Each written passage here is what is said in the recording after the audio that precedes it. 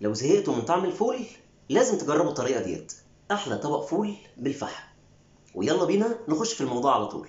أول حاجة هجيب عندي طماطماية وأقطعها مكعبات صغيرة بالشكل ده.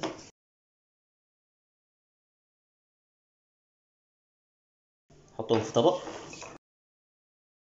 بعد كده أجيب فلفل كوبي هقطعه برضه حتت صغيرة، أحطه مع الطماطم.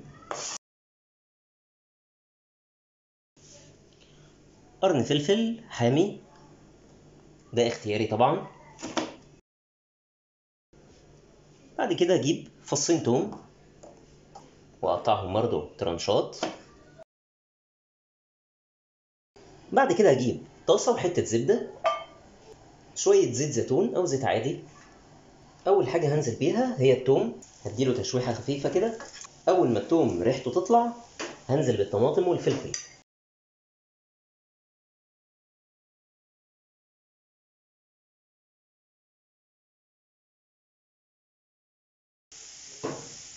بعد كده هنزل بعلبة فول،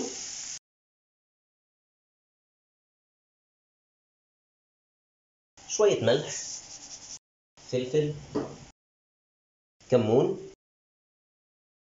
شوية كاري. ممكن أهرس الفول ولو انتوا مش بتحبوه مهروس مفيش مشكلة. بعد كده نحط ليمون، وبعدين ننزل بالطحينة في الآخر.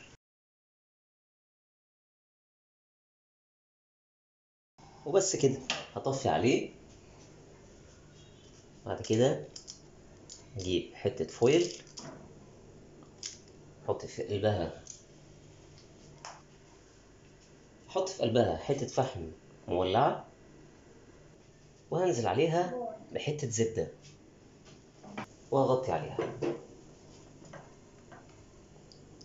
الريحة جنان. شوية زيت زيتون على الوش، وبكده نكون عملنا أحلى طبق فول بالفحم. يلا بينا ندوق. بسم الله.